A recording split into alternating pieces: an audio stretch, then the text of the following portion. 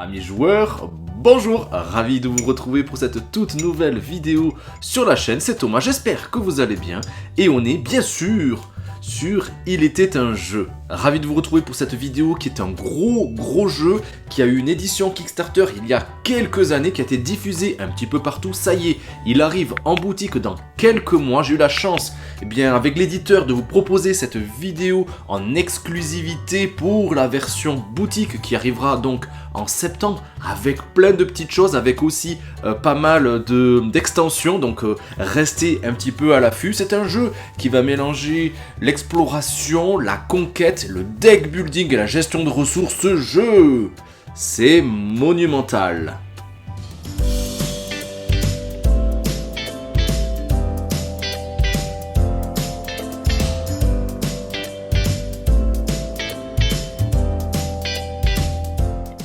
Monumental est un jeu de civilisation, de gestion de ressources, de conquête, mais aussi de deck building, ouais, rien que ça, qui se joue de 2 à 4 joueurs à partir de 14 ans pour des parties de 90 à 120 minutes. Dans Monumental, chaque joueur va contrôler une civilisation qui va évoluer à travers sa propre ville, représentée par une grille de 3 x 3 cartes qui pourront être activées pour rassembler diverses ressources telles que sciences, militaire, production, culture, mais aussi de l'or, qui va permettre de déclencher de nombreuses actions. Comme dans tout bon deck building qui se respecte, on pourra activer 5 cartes sur les 9 de notre ville, selon une méthode unique, mais soyez patients, on va voir ça dans un instant. Il faudra construire de nouveaux bâtiments, mais aussi peut-être des merveilles, améliorer ses connaissances culturelles et scientifiques, et utiliser toute sa puissance militaire pour conquérir de nouveaux territoires. Le joueur, avec la civilisation la plus impressionnante à la fin du jeu, restera gravé dans les mémoires et remportera également la partie. Le jeu propose tout un tas de scénarios dans un livret dédié qu'on pourra choisir en fonction bien sûr du nombre de joueurs autour de la table, mais aussi en fonction de la difficulté et du temps de jeu que l'on souhaite. Une fois choisi, hop, c'est parti, on assemble les différentes tuiles comme indiqué. On place ensuite les jetons barbares et les jetons ville libre, face cachée, avec le numéro visible, ça va nous servir. Pour chaque marché, c'est ceci, on prend 5 jetons du même nom, puis on va prendre au hasard un nombre de jetons égal au nombre de joueurs, pour ensuite venir les placer en une pile face cachée, et ce, je me répète, pour chaque marché. On place maintenant un jeton production sur chaque tuile du plateau, comme indiqué sur la mise en place du scénario. On installe les jetons or et les jetons culture à disposition de tous les joueurs, ça va nous servir, de même que les pions ressources production, militaire et sciences, mais aussi ceux de construction de merveilles. Le plateau de jeu, c'est fait, passons maintenant aux cartes développement. On commence par trier et séparer les cartes développement par R, R1, 2 et 3. On les mélange séparément, puis on vient les empiler les unes sur les autres de façon à ce que le paquet de la première R soit sur le dessus, face cachée. On commencera ainsi la partie avec l'ère classique en haut, puis viendra l'ère médiévale au milieu pour finir avec l'ère moderne tout en bas. Sachez que si l'on souhaite, et je trouve ça quand même plutôt intéressant et thématiquement bien intégré, on pourra aussi intégrer une 4e ère dans le deck développement, l'ère de la Renaissance. On peut la mélanger et la placer entre les ères 2 et 3. Et pour encore plus de plaisir et de diversité de jeu, le jeu contient également 2 modules de jeu supplémentaires, les héros et les monstres, qui peuvent être joués seuls ou combinés. Idéalement, forcément, ce n'est pas recommandé pour une partie de découverte, mais ensuite, et on en reparlera en fin de vidéo de règles, c'est du tout bon. Après les cartes développement, place maintenant aux cartes bâtiments de base qu'on va venir trier par type de bâtiment, c'est-à-dire atelier, champ de tir et laboratoire, qu'on va aligner par pile face visible au-dessus du deck de développement. Il est temps de mettre en place la cité de chaque joueur et pour cela, chacun va recevoir les clés d'une civilisation parmi les 5 disponibles. On retrouve ainsi les Chinois, les Danois, les Égyptiens, les Grecs et les Japonais. Chaque cité dispose d'un jeu de cartes commun à toutes les civilisations, mais aussi et surtout quelques spécificités et donc quelques cartes qui leur seront propres. À savoir une carte connaissance, une carte chef de guerre, une carte bâtiment spécifique et 5 cartes politiques culturelles. Une fois choisi, chacun récupère un set complet qui comporte, comme on vient de le voir, les 15 cartes communes à sa couleur et les cartes spécifiques de civilisation, 10 unités avec un chef de guerre et 9 soldats, 2 explorateurs et 2 avant-postes. Notre cité, ce sont les cartes qu'on vient de détailler ensemble. On les mélange, puis on tire les 9 premières cartes une par une, et là c'est très important, pour former une grille de 3 sur 3 cartes comme ceci, en commençant en haut à gauche pour finir en bas à droite, ligne par ligne. Pendant cette mise en place, si on est amené à dévoiler une carte connaissance, on piochera immédiatement une seconde carte qu'on vient placer par-dessus en prenant soin de laisser l'effet de la carte connaissance visible. Et pour finir, chacun commencera sa conquête avec 2 jetons or. Le joueur qui a été à l'étranger le plus récemment est désigné premier joueur et va simplement récupérer la carte de séparation de l'ère 1 pour s'en souvenir. Puis, en commençant par le dernier joueur, et ainsi de suite dans le sens anti-horaire, chacun va choisir une capitale pour venir y placer son chef de guerre, ses soldats et ses explorateurs. Allez, on est presque prêt à jouer, il nous reste à révéler les 6 premières cartes de la pioche développement et les placer en ligne comme ceci, ou rivière, ou alors en 2 lignes de 3 cartes pour des parties à 2 joueurs. Dans Monumental, chaque joueur va jouer à son tour, puis dans le sens horaire en commençant par le premier joueur. Pour activer sa cité, le joueur actif va devoir choisir une ligne et une colonne de cartes qu'il conviendra d'incliner à 45 degrés pour le symboliser. Ceci va lui permettre de gagner immédiatement les ressources indiquées en haut à droite des cartes ainsi activées. Ces ressources, que ce soit la production, la science ou le militaire, devront si possible être utilisées pendant ce tour, mais ne pourront en aucun cas être conservées pour un tour de jeu ultérieur. Attention, toutes,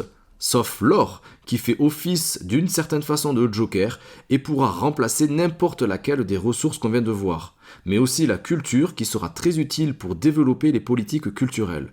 Ces 2 ressources-là, on pourra les conserver d'un tour de jeu à l'autre. Durant son tour de jeu, on pourra activer autant d'actions qu'on le souhaite, qu'importe l'ordre, tant qu'on dispose encore des ressources nécessaires.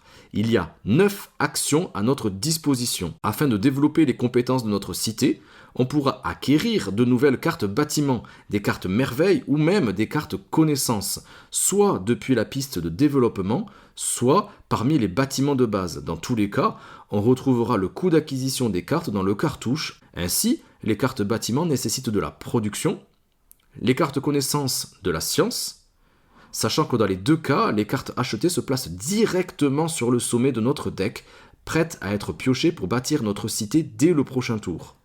Et les cartes merveilles également nécessitent de la production comme indiqué par le chiffre le plus à gauche, sur lequel on viendra placer un jeton pour symboliser la construction de la première étape de cette merveille. D'ailleurs, à noter qu'on ne pourra construire qu'une seule merveille à la fois. Si on devait en acquérir une seconde, on devra alors choisir celle que l'on souhaite conserver. L'autre sera retirée du jeu. La deuxième action possible sera de compléter une merveille préalablement débutée. Pour cela, il faudra simplement payer le coût en production de sa seconde étape dans le cercle le plus à droite. Ceci nous permet de gagner immédiatement le bonus qui lui est associé, et c'est maintenant qu'on peut placer la carte sur le sommet de notre deck. Mais en plus d'avoir sa carte désormais potentiellement dans notre cité, on va également récupérer le jeton merveille correspondant pour le placer sur une tuile province qu'on contrôle afin de lui octroyer une défense de 2 points supplémentaires. Mais on va y revenir. La 3e action à notre disposition est de développer des politiques culturelles afin de gagner des actions ou des compétences complémentaires. On peut développer une carte politique culturelle de notre choix parmi les 5 qui nous ont été distribuées en début de partie de notre propre civilisation. Celle-ci s'échange contre des jetons de culture. Mais ce ne sera pas si facile car le coût va augmenter au fur et à mesure de notre développement. Ainsi, si la première carte ne coûtera qu'un jeton culture, la deuxième carte coûterait 2 jetons culture, etc. Développer une carte politique culturelle permet de jouer son action immédiatement, en plus de nous faire bénéficier d'un effet permanent actif jusqu'à qu'on la recouvre par une autre carte politique culturelle. Il faudra veiller donc à jouer judicieusement ces cartes dans un ordre stratégique peut-être préétabli. Car si l'effet passif de chaque carte préalablement posée sera masqué par les futures cartes acquises, on pourra néanmoins bénéficier de l'effet d'acquisition de la dernière carte, plus celui de toutes les cartes politiques culturelles déjà développées. Si vous avez bien suivi, on possède 10 unités en début de partie, c'est-à-dire un chef de guerre et 9 soldats, qui sont pour le moment sur la capitale choisie par le joueur en début de partie. Que diriez-vous d'attaquer peut-être et de conquérir des provinces? Pour un jeu de conquête, je pense que ça serait quand même plutôt pas mal. On pourra donc attaquer n'importe quelle province adjacente à une tuile que l'on contrôle, en dépensant des ressources cette fois-ci militaires, à raison d'1 point militaire par déplacement de une unité. Mais pour cela, il faudra y amener autant d'unités que la valeur de défense de la province. Et celle-ci dépend du terrain, mais aussi des unités adverses déjà en place. Leur déplacement est relativement simple. Il suffit que les unités proviennent d'une province sous notre contrôle ou de notre capitale, elle-même reliée de manière continue à la province visée, c'est-à-dire soit directement adjacente à une province qu'on contrôle, soit en passant par une série de provinces sous notre contrôle. On pourra tout aussi bien combiner les unités de deux provinces sous notre contrôle pour y parvenir, selon les mêmes conditions. De plus, on pourra mener plusieurs batailles successives avec les mêmes unités pendant le même tour de jeu, tant qu'on peut bien évidemment payer le coût en ressources militaires pour chaque unité qui porterait une attaque. Mais attention, car on ne pourra jamais abandonner nos provinces, sauf notre capitale qui, elle, est imprenable par défaut. On devra donc toujours laisser au moins une unité ou un avant-poste sur une tuile sous notre contrôle, sachant que, également, les tuiles hauts et les capitales adverses ne pourront pas être attaquées. Mais que se passe-t-il si une province n'est dominée par aucun adversaire ?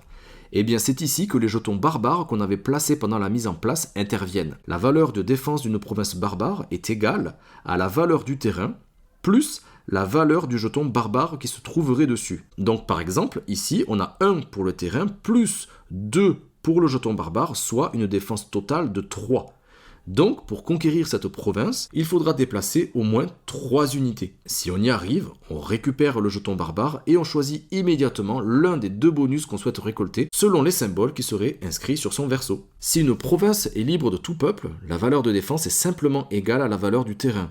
Mais cependant, il faudra aussi posséder et dépenser les ressources indiquées sur le jeton ville libre. Si on y arrive, on fera la même chose qu'avec le jeton barbare, c'est-à-dire qu'on le récupère, on le retourne et on gagne un des 2 gains indiqués. Mais plus la partie avance et plus les provinces évidemment seront convoitées et souvent occupées par les forces ennemies.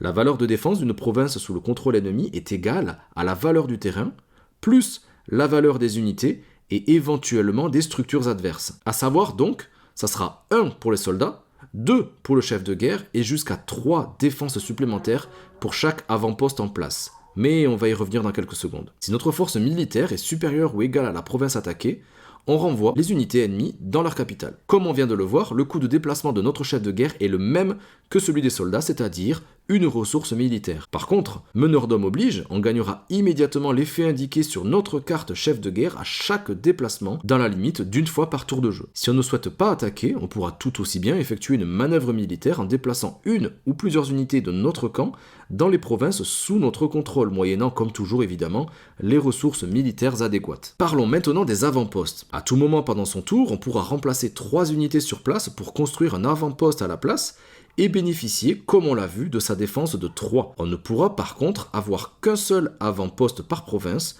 sachant qu'on ne possède que 2 avant-postes à construire en tout et pour tout. Les unités utilisées vont retourner dans notre capitale, de même que les avant-postes s'ils venaient à être détruits. Le dernier type de figure qu'il nous reste à voir sont les explorateurs.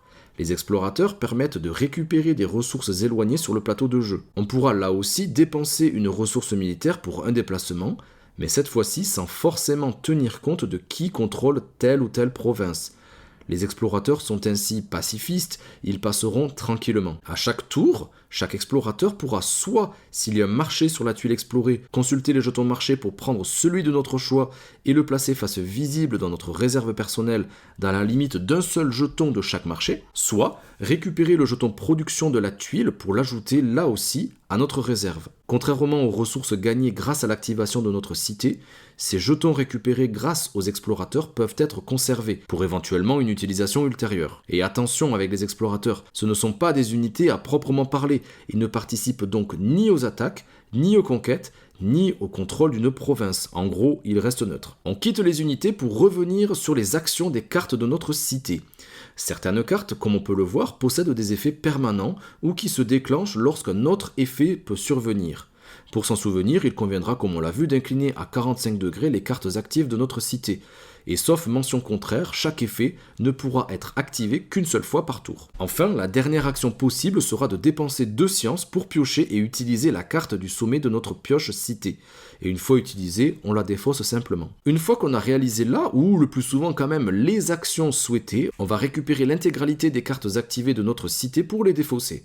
On peut maintenant remplir les espaces laissés vides en piochant et en plaçant de nouvelles cartes de notre pioche, toujours en commençant par l'espace le plus en haut à gauche pour finir avec l'espace le plus en bas à droite. Tout comme dans la mise en place initiale, si on tire une carte connaissance, on la place dans notre cité, puis on tire immédiatement une nouvelle carte à y placer par-dessus, de telle sorte qu'elle la recouvre partiellement, laissant ainsi apparaître son effet. Si cette deuxième carte tirée est à nouveau une connaissance, on devra choisir l'une des deux à conserver, l'autre sera défaussée. Si on doit piocher une carte pour compléter notre cité, mais que celle-ci est vide, alors on mélange notre défausse pour former une nouvelle pioche. Et si la défausse est vide, alors tant pis, notre cité en pâtira. Petite subtilité rare mais qui peut arriver, si notre défausse ne contient que des cartes connaissances, alors on n'y touche pas, on laissera les espaces vides de toute carte. Si pendant notre tour on a récupéré une ou plusieurs cartes développement de la piste, on va venir décaler maintenant le reste des cartes vers la droite, puis on installe de nouvelles cartes pour avoir à nouveau une rivière de 6 cartes disponibles pour le joueur suivant. Dans le cas où on n'aurait pas acheté une des cartes développement disponibles, on renouvelle quand même partiellement la rivière en défaussant la carte la plus à droite, on décale les autres cartes comme on l'a vu à l'instant, et on en place une nouvelle tout à la gauche pour combler l'espace vide. Dans une configuration à 2 joueurs avec 2 lignes de 3 cartes chacune, on appliquera les mêmes règles en tenant compte de chaque ligne individuellement. La fin de partie se déclenche lorsque la dernière carte de la pioche de développement est révélée à la fin d'un tour d'un joueur. On continue les tours de jeu pour que tout le monde autour de la table ait joué le même nombre de tours, puis chacun aura une dernière chance de faire la différence en réalisant un ultime tour de jeu complet. Il est maintenant temps de procéder au décompte des points qui est relativement simple, vous allez voir. Chaque joueur marquera donc 1 point par province sous son contrôle, 1 point par carte connaissance, 2 points par merveille et 2 points par carte politique culturelle développée. Notez que les cartes archivées par quelconque action et les connaissances de départ ne seront pas pris en compte. À ceci s'ajoutent les points de domination si les joueurs atteignent donc la suprématie dans les différents domaines du jeu. Ainsi, le joueur avec le plus grand nombre de provinces gagne 3 points, celui avec le plus grand nombre de connaissances 3 points, toujours 3 points pour celui avec le plus grand nombre de merveilles terminées, et enfin 3 points à nouveau pour celui avec le plus grand nombre de cartes politiques culturelles développées. Les plus stratèges d'entre vous feront attention aux égalités car tous les joueurs concernés par des égalités marquent chacun les 3 points convoités. On fait le total, et le joueur qui a le score le plus élevé remporte la partie, et en cas d'égalité, c'est celui qui possède encore le plus de jetons or qui l'emporte. Si l'égalité persiste, la victoire sera en faveur de celui avec le plus de jetons culture, sinon, les joueurs se partageront la victoire. Vous l'avez compris, Monumental est donc un jeu très complet et qui se suffit peut-être à lui-même, mais je vous conseille de rester encore un petit peu sur ces règles explicatives pour découvrir les modes de jeu supplémentaires que j'estime désormais indispensables pour nos parties. Les modules héros et monstres. Le module héros permet d'ajouter des héros et de grandes figures de l'histoire. On pourra les recruter pour bénéficier de leurs compétences, mais cela a un coût, il faudra leur échanger quelques pièces d'or. Chaque héros a un effet différent. Si on s'intéresse à l'anatomie de la carte, celle-ci va nous décrire où placer le héros, son effet, s'il possède une valeur d'attaque ou bien de défense, ainsi que parfois des conditions de renvoi. Pour les mettre en place, on prendra au hasard 1 ou 2 cartes héros dans chaque ère selon le nombre de joueurs, avant de les ajouter à la pioche de développement de leur ère correspondante. Lorsqu'un héros va apparaître sur la piste de développement, on va venir la placer visible au-dessus de la piste comme ceci.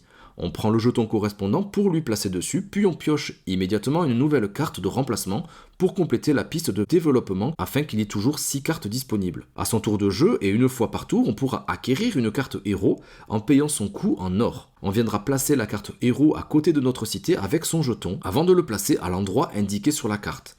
Si un héros doit être déployé ainsi sur une province, il va agir comme un chef de guerre et il va ajouter ainsi 2 valeurs de défense à la province. Si un héros a une valeur d'attaque, il compte alors comme une unité et pourra être utilisé pour conquérir une province. Lorsque les conditions sont remplies, on replacera la carte avec son jeton au-dessus de la piste de développement, prêt à être recruté peut-être par un autre joueur. Il est à noter qu'on ne pourra avoir dans nos troupes qu'un seul héros à la fois, et si on souhaite en obtenir un nouveau, on devra alors remettre le premier au-dessus de la piste de développement. Parlons maintenant du module monstre. Celui-ci permet d'ajouter des monstres issus de mythes, mais aussi de légendes. Les monstres vont pouvoir déchaîner de terribles attaques sur les joueurs, voire même éradiquer des unités entières ou détruire des cartes. Pour les vaincre, il faudra s'armer de puissance et cela pourra permettre aux joueurs d'obtenir des avantages non négligeables en retour de leurs efforts. Avant de débuter avec ce module, il conviendra de définir ensemble entre tous les joueurs le nombre de monstres que vous souhaiterez utiliser, sachant qu'il est quand même déconseillé de dépasser 3 monstres par partie. On prendra au hasard le nombre de jetons monstres correspondants avant de les mélanger aux autres jetons barbares que l'on va jouer. On viendra placer ensuite simplement l'ensemble des jetons sur le terrain comme d'habitude. Au moment où on arriverait à révéler un jeton monstre suite à la conquête d'une province, on recevra immédiatement une culture, puis on va prendre le jeton correspondant au monstre qu'on vient de dévoiler pour le placer dans cette province. Attention car l'arrivée d'un monstre détruit immédiatement la moitié des unités présentes dans la province arrondies au supérieur et les renverra immédiatement dans leur capitale. On prend maintenant le jeton monstre pour le placer en dessous cette fois-ci de la carte de développement qui correspond au nombre de joueurs plus 1. Par exemple, dans une partie à 4 joueurs, on va le mettre sous la 5e carte. À la fin de chaque tour, on va déplacer ce jeton d'un cran vers la droite, indépendamment du nombre de cartes prises dans la piste de développement. Lorsque le jeton va sortir de la piste, le monstre va attaquer. On va alors résoudre l'effet de l'attaque comme indiqué sur sa carte. Si l'effet d'une attaque nécessite de choisir entre plusieurs capacités, c'est au joueur qui contrôle la province où se trouve le monstre de trancher. À la fin de cette attaque, on reprend le jeton pour le replacer au-dessous, cette fois-ci de la 4e carte de la piste de développement. Et donc, tant que le monstre n'est pas vaincu, il va attaquer tous les 3 tours de jeu désormais. Pour vaincre un monstre, un joueur doit avoir l'un de ses explorateurs dans la province où il se trouve, puis faire l'action pour le vaincre et payer le coût indiqué sur la carte. Lorsqu'il est vaincu, le joueur gagne immédiatement son avantage, récupère sa carte et la place à côté de sa cité. On retire évidemment le jeton monstre du jeu, il n'attaquera plus désormais. En plus de gagner des avantages certains, chaque monstre vaincu rapporte 1 point en fin de partie. J'espère que vous êtes encore accrochés pour découvrir mon avis en quelques minutes. Sachez que oui, les règles elles sont quand même assez denses, mais à expliquer, ça reste vraiment très fluide. En fait, on va juste récupérer ces ressources-là pour voir ce qu'on peut faire, en tout cas faire de mieux avec ce qu'on possède, sachant que comme on l'a vu, les ressources, il y en a certaines qu'on va pouvoir accumuler, l'or, la culture et quelquefois de la production, mais l'essentiel des jetons et des ressources que vous posséderez, vous tenterez de tout faire peut-être pour avoir les meilleures cartes, les meilleures possibilités en tout cas pour finir vainqueur à la fin de la partie. La gestion du deck building, je la trouve vraiment très maligne, comme dans tout deck building, comme je vous disais, on va activer 5 cartes, mais là on va avoir une vision et une visibilité assez particulière dans ce jeu, surtout qu'on va récupérer les cartes et les mettre par-dessus son deck. Donc si on arrive à faire les actions dans un certain ordre pour, potentialiser notre jeu et avoir une stratégie un peu plus poussée, vous ferez attention peut-être à d'abord acheter les cartes et ensuite peut-être les révéler dans un certain ordre pour pouvoir les aligner en fonction des cartes que vous aurez activées au tour précédent et donc que vous allez renflouer pour le tour d'après. C'est vrai que là, sur du deck building et de la gestion un petit peu de plateau, on peut dire ça en 9 cartes, c'est vraiment très malin. Le côté conquête aussi, il faut vraiment y prêter attention car c'est quelque chose qui va être assez poussif, je trouve, en tout cas sur nos premières parties, car c'est quelque chose qui semble facile sur l'explication des règles. Je dépense des jetons militaires, des ressources militaires pour avancer, toujours un pour une case ou et une unité, mais en fait c'est pas si facile que ça, sachant qu'on doit laisser forcément une unité minimum sur chaque terrain qu'on aurait conquis. Et donc pour arriver à une case ne serait-ce qu'avec 3 de défense, c'est assez poussif si elle est plutôt éloignée. Et c'est ce qui nous arrivait par exemple à 4 joueurs avec un plateau assez circulaire et avec une zone centrale qui était vraiment attrayante, défense de 4 avec un jeton barbare de 2, donc une défense de 6, on y arrivait vraiment à la toute fin, au tour ultime, à l'ultime tour de jeu. Il y a quelqu'un qui arrivait à y aller, sinon c'était assez compliqué de pouvoir déplacer 6 troupes sur 10 et de pouvoir y aller et d'amener ces unités-là.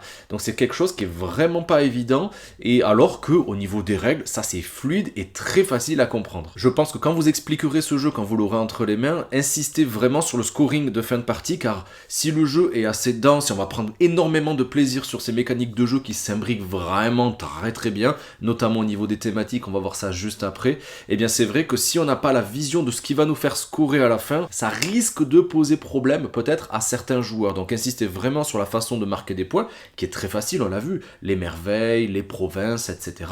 Et de vraiment se focaliser là-dessus pour peut-être pas acheter autant de cartes, peut-être ne pas déplacer et de pas finir avec une majorité extraordinaire pour pas perdre de temps peut-être à certains joueurs. Du côté thématique, monumental, du côté thématique, ben, ça fait, vous l'avez vu, hein, c'est juste du très très très très bon. Chaque civilisation, on la reconnaît bien. Chaque héros de chaque civilisation est mis à l'honneur avec des caractéristiques qui lui sont propres, que ce soit les Grecs, les Égyptiens, etc. On comprend vraiment sur le plan de la civilisation et de leur culture qu'est-ce qu'on doit faire dans le jeu. Chacun va avoir une direction particulière à donner, en tout cas on va dire une sorte de pouvoir de base, une possibilité supérieure vis-à-vis des autres. Donc c'est vrai que même si sur le plan historique, ça n'a pas trop de logique, mais sur le plan thématique et mécanique du jeu, franchement, ça marche du tonnerre. Ce qui est d'autant plus fort, c'est qu'au niveau des illustrations, on va le voir aussi, c'est que les cartes de base qu'on a, certes, sont toutes les mêmes, on l'a vu, avec une ou deux cartes de spécifiques, vraiment spécifiques, mais le reste des cartes, par exemple la bibliothèque, c'est quelque chose que tout le monde va avoir, et bien l'illustration de la bibliothèque va différer en fonction du peuple que vous avez en jeu. Donc c'est ça qui est assez malin, et ça fait briller les yeux aux joueurs les plus pointilleux de voir que même au niveau de l'illustration, même si c'est la même carte sur le plan mécanique, et bien thématiquement Funforge et Monumental et son éditeur et les illustrateurs ont fait cet effort-là, et c'est très appréciable. De plus, on l'a vu, il y a le module héros et le module monstre qui là aussi va amener des figures emblématiques que tout le monde connaît.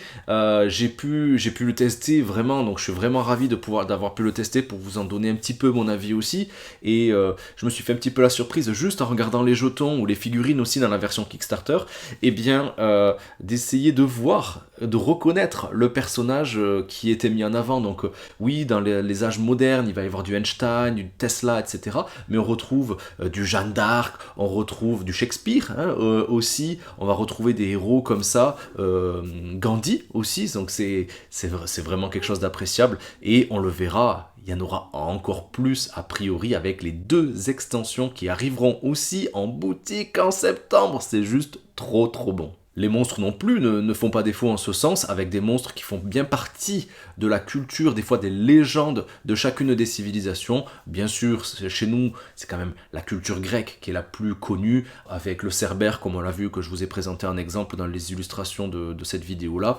Mais on retrouve voilà, des créatures mythologiques de chacune des civilisations, et ça nous met encore plus au niveau thématique dans le jeu. Les illustrations, on l'a vu, pour moi, même si on a parlé beaucoup de mécanique, de thématique, ça s'imbrique bien, mais les illustrations, elles embellissent le tout, c'est juste excellent hein, de voir, alors je vais pas y revenir dessus, mais sur la différenciation au niveau des cartes, c'est vraiment génial, et quand la rivière de cartes avec les cartes développement propres de chaque ère arrive, même après plusieurs parties, on est quand même ébloui, on a envie, voilà, on voit la statue de la liberté, on a envie de la voir, et encore plus quand on a compris le pouvoir, le bonus immédiat qu'elle va nous donner, et aussi le bonus à chaque fois qu'on va la mettre en avant dans notre jeu. Donc c'est quelque chose qui embellit le jeu, c'est vraiment très bien fait. Il y a pas je trouve qu'il n'y a pas le côté exceptionnel dans la touche graphique de l'illustrateur, mais c'est fait avec brio quand même, c'est dans un mode un petit peu photoréaliste, et c'est très appréciable aussi. Tout ce qui concerne pictographie, etc., c'est vraiment très simple, hein. Une fois que vous avez compris que le noir c'est la production, le rouge militaire, le bleu c'est la science, ben après ça coule de source, hein, vraiment. À ce niveau-là, il n'y a pas de problème, il y a quelques petits mots, voilà, que les néophytes ne trouveront peut-être pas si faciles à mettre en avant. Il y a un petit glossaire avec un lexique à la fin aussi pour venir voir un petit peu les précisions sur les termes de gagner, prendre, piocher, remettre, etc. pour bien préciser comment utiliser l'action donnée. Donc ça, c'est vraiment plutôt bien fait. Pas mal de scénarios aussi, on l'a vu, qui nous permettent donc de savoir un petit peu la difficulté en fonction du nombre de joueurs et de la durée de la partie que vous souhaitez faire. Donc ça, c'est plutôt pas mal, que vous soyez 2, 3 ou 4 joueurs, vous pourrez mettre une configuration idéal pour le jeu. Et d'ailleurs, on va en arriver à l'ergonomie générale. Là j'ai pu avoir la box, on va dire, avec pas mal de choses à l'intérieur. Donc je ne sais pas si ça sera la version finale qui aura en boutique avec un thermoformage qui est d'excellente facture, d'excellente qualité. C'est vraiment très très bien. Il y a tout ce qu'il faut pour ranger vraiment dans ces compartiments de données. On s'y perd pas parce que c'est là, pour moi, le défaut du jeu quand même. Hein. Toujours, je vous parle des points positifs, mais aussi des points négatifs. Eh bien, le point négatif du jeu, c'est sa mise en place qui est quand même assez conséquente, qui est quand même assez longue. Donc, c'est ce que je fais, c'est ce que je vous conseille aussi.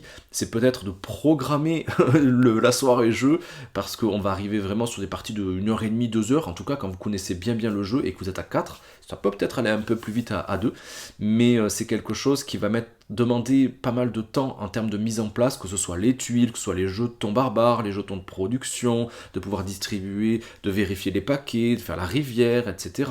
Il y a quand même beaucoup de choses à faire, et donc la mise en place, elle est assez longuette, d'autant que le rangement, lui aussi, il est assez fastidieux, donc c'est quelque chose qui peut freiner pour y rejouer peut-être, donc c'est quelque chose pour moi qui se prévoit. Autre petit défaut au niveau ergonomie, je trouve, c'est l'absence d'aide de jeu.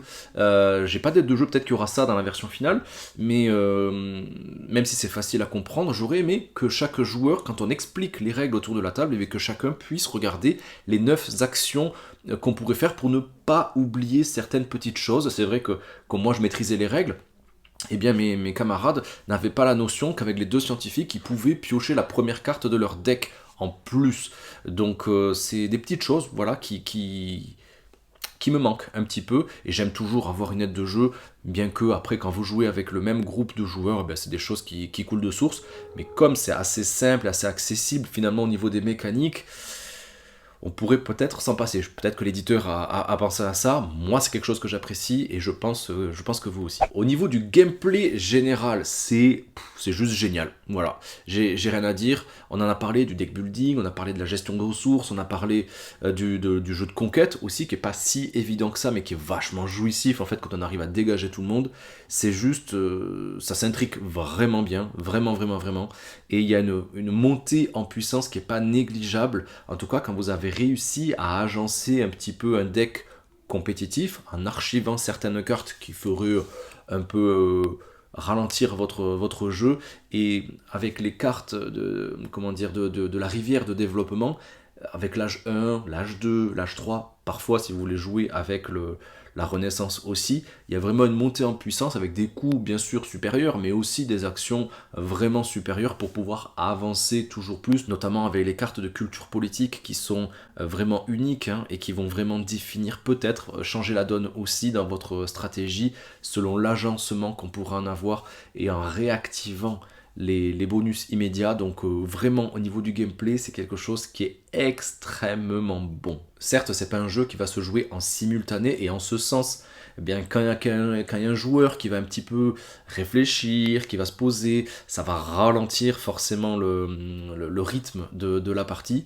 mais c'est ce qui est conseillé au fur et à mesure des tours de jeu aussi, c'est de programmer, de récupérer directement les ressources par rapport à la ligne et à la colonne de cartes de votre cité que vous souhaitez activer.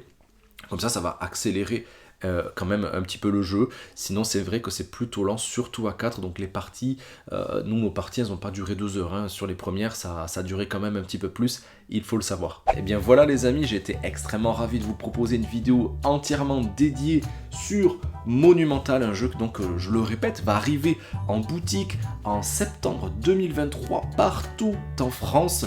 C'est un jeu que j'ai énormément apprécié, des mécaniques de jeu qui sont très connues de nombreux joueurs et qui s'intriguent parfaitement dans une thématique qui plaira à de nombreux joueurs aussi, avec une montée en puissance qui risque de faire réveiller les plus stratégiques d'entre vous. Donc si vous avez l'occasion de vous le procurer ou de l'essayer, je ne peux que vous le conseiller.